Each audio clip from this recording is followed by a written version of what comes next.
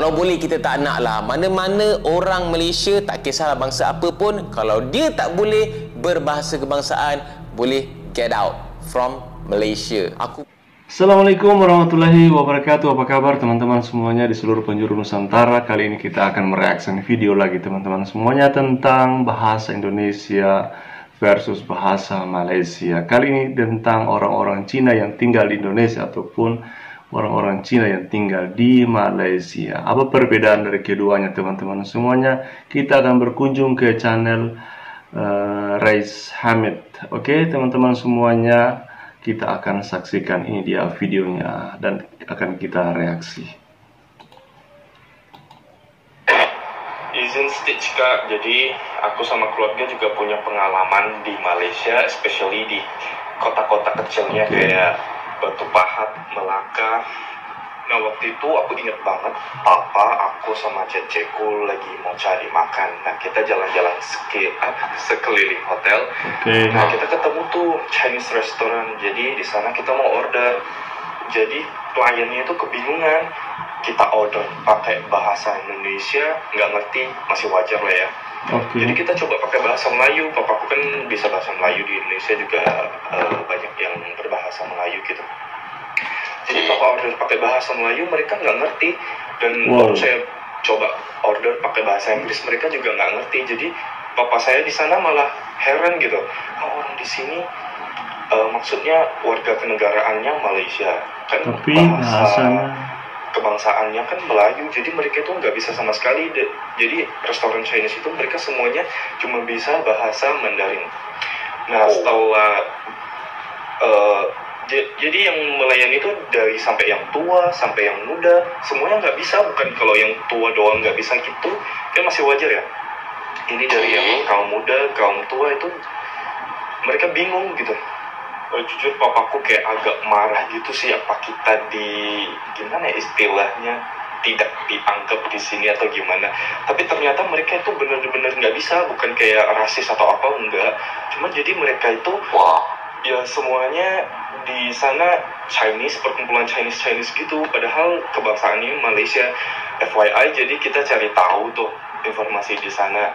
Nah ternyata ada kita ketemu warga negara di sana juga, jadi dia ceritain, jadi di sana itu ya kayak gimana ya, mereka sekolahnya semua dari awal tuh Chinese semua gitu. Jadi istilahnya kayak perkumpulan Chinese gitu, tapi tidak diwajibkan berbahasa Melayu. Jadi di sekolah pun mereka Mandarin. Ya kalau di kita kan sekolah tetap bahasa Indonesia, nggak bisa pilih Mandarin doang gitu.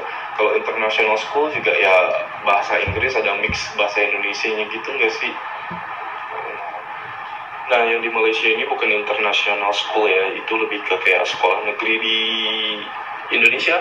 Nah lalu tempat makannya itu bukan kayak spesifik Chinese restaurant satu cafe gitu doang, tapi lebih kayak food court. Jadi satu food court itu nggak ada yang nggak gitu, kayak kebingungan gitu.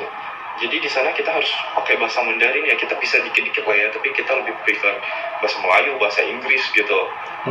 Bingung aja sih gitu.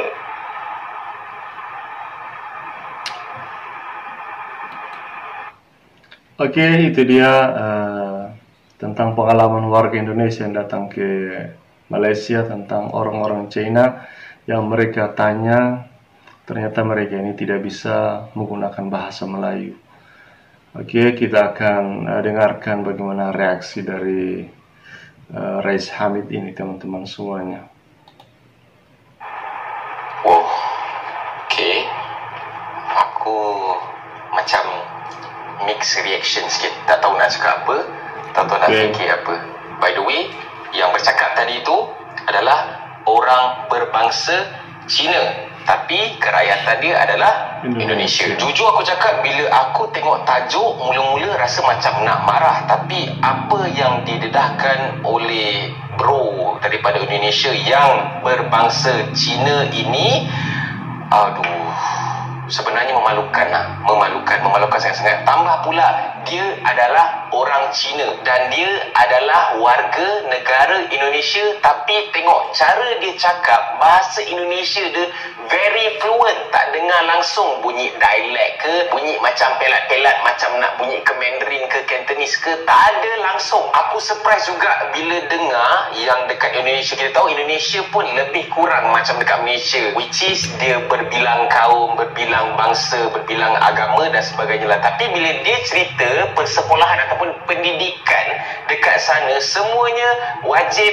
ada bahasa Indonesia. Dia tak ada istilah yang sekolah tu Chinese saja, dia punya silibus apa semua Chinese saja, memang tak ada. Dan itulah baru betul-betul perpaduan. Sebenarnya benda ni aku dah tahulah berkenaan dengan dekat Malaysia ni memang ada sekolah Cina, sekolah yang memang ajar silibus daripada negara China dekat sana kan, apa semua kan. Kita nak ubah pun, nak komplain pun tak dapat nak buat apa kan, bla bla bla bla kan. Tapi tak adalah sampai aku expect yang tahap dorang ni tak boleh nak berbahasa Melayu, tak boleh nak berbahasa Inggeris tu aku boleh consider lagi. Ni tak boleh nak berbahasa bahasa kebangsaan langsung. Dah memang macam kau duduk dekat sini, kau warga negara Malaysia. Aku percaya orang-orang yang dia ceritakan tadi ni confirm ada IC, confirm ada IC biru. Tapi kalau kau tak boleh berbahasa kebangsaan, bahasa Malaysia, ayo, memalukan siut. Serius memalukan. Dan bila benda ni diceritakan pula oleh orang luar, bangsa Cina juga, tapi daripada negara lain,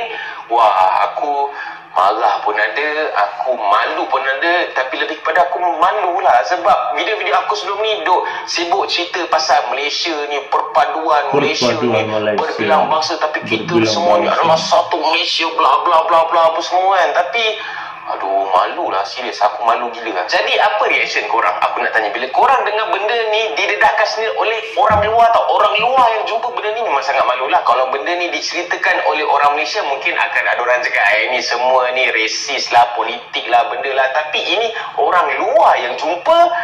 Wah, apa korang punya reaction? Korang nak salahkan siapa? Kita nak salahkan siapa? Kita nak siapa bertanggungjawab berkenaan dengan hal ini? Dan aku percaya benda ni, dan korang pun tahu benda ni bukan satu benda yang baru. Benda ni dah lama dah. Dia tengok pun dekat berita-berita sebelum ni ada je keluar yang ada segelintir yang fight untuk hapuskan sekolah-sekolah mana vernacular benda tak, sekolah yang duk amalkan, duk belajar silibus-silibus straight daripada China ni. Kenapa kau nak belajar silibus China ni? Kau tak suka duduk Malaysia ke? Kalau kau tak suka duduk Malaysia, kalau kau duduk Malaysia, ada IC Malaysia, tapi kau tak nak belajar, tak nak tahu pasal kau punya budaya, pasal kau punya bahasa kebangsaan, jangan duduk Malaysia. Pergilah pindah dekat China tu. Ada ke mana-mana dekat dunia ni? Contohnya kau berbangsa Cina ataupun kau berbangsa lain lah. Contohnya dia orang India contohnya lah, dan dia duduk dekat UK. Ada tak dia tak tahu berbahasa Inggeris? Ada tak? Aku rasa tak ada kot. Sama lah juga kes dia. Aku pernah pergi Jepun, aku pernah pergi Korea, aku jumpa bangsa yang selain daripada bangsa Korea dan bangsa Jepun,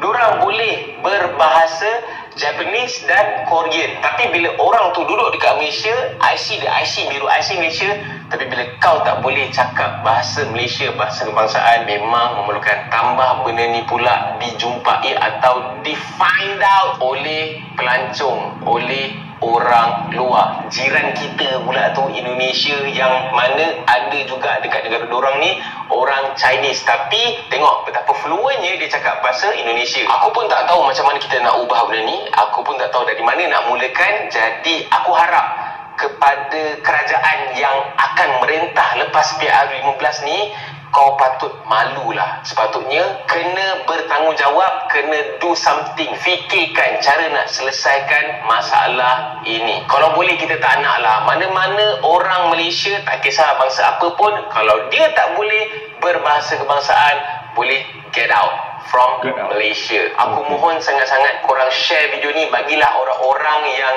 bertanding PRU bagai semua ni, supaya dorang tengok, supaya dorang sedar benda ni sangat-sangat memalukan. InsyaAllah bila dorang menang dan sebagainya nanti, dorang boleh do something untuk nak selesaikan masalah ini. Dan sekiranya korang ada sebarang komen, bolehlah komen dekat ruangan komen dekat bawah. Jadi jangan lupa tekan butang like, butang subscribe dan juga butang loceng untuk notification video-video daripada channel YouTube Rais Hamid selepas ini. InsyaAllah semoga kita semua diberikan taufik dan hidayah. Semoga kita baik-baik saja. Alamak, aku dah makin risau dah tengok benda ni. Orang luar pun dah tahu dah. Memalukan sungguh. Okey, semoga kita semua aman-aman saja. Semoga Malaysia terus dilindungi dan dilimpahi rahmat oleh Allah Subhanahu Wa Taala. Kita jumpa lagi dalam next video. Assalamualaikum. Bye-bye.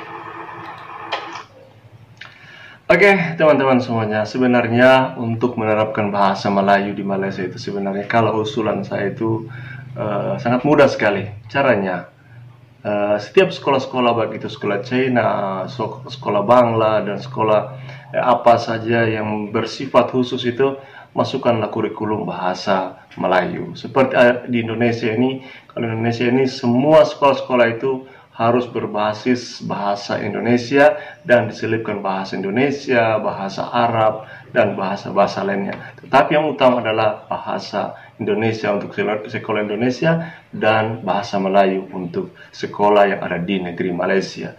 Dengan pepatah mengatakan bahwa di mana bumi dipijak, di situ langit dijunjung. Begitu teman-teman semuanya. Oke, silakan di-share video ini.